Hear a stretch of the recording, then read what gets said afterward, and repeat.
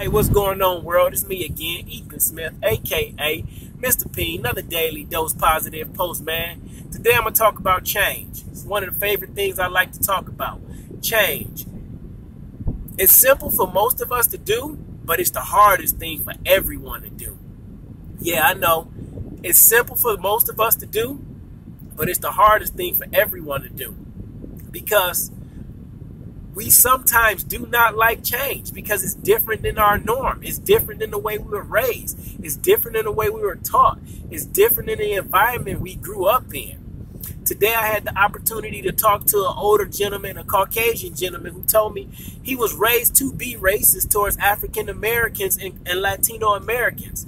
He was basically raised in a part of Alabama where it was white was right and there was no other way. But years later, once he joined the military, once he joined the Navy, and he had the opportunity to serve with African Americans as well as Latino Americans, he understood that the way he was taught and the way he was raised wasn't accurate to life. He decided that for him, he needed to change. It was the best possible thing for his life. In order to better himself, he had to shed the way that he was raised. He had to shed the things that he was taught, and he had to discover life for himself. What is it that you're holding on to in your life that's stopping you from change? People change every day. We change from being racist. We change from being drug addicts. We change from being alcoholics. We change from verbal abuse. We change from physical abuse. We all change from something.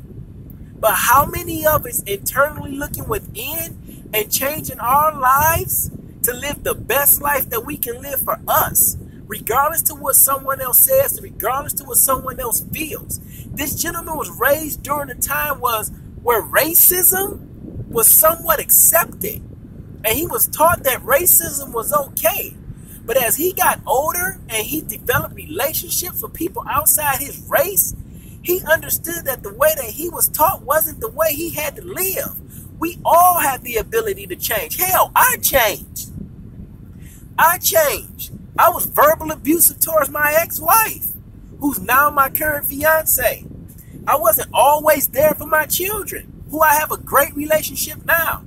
I didn't graduate high school on time. Now I'm in my last year of my associate's degree. We all have the ability to change, but here's the thing about changing. It starts within. It's internal, it's not external. You can seek help on the external side of you. You can go get a therapist. You can go get counseling. You can read self-help books. You can watch motivational videos daily. But until you decide to take that information and apply it to really change your life, then change will never occur. I was reading my book, Think and Grow Rich, and he used the line of knowledge is power. And he's like, I'm going to play devil's advocate here. Yeah, knowledge is power. But if you don't do anything and put that knowledge into action, is it really power? If you know you have the ability to change and you know you have the ability to be great, but you don't do anything to change your attitude or your mindset to shift to greatness, will you ever really be great? We all have the ability to change. Things change around us daily. But are you changing for the betterment of you? Or are you changing for others? Or are you staying the same and blaming the way you were taught and the way that you were brought up as your reason for not changing? Change is inevitable. It's going to happen in life. But will your life change? And will you be the one to change your life?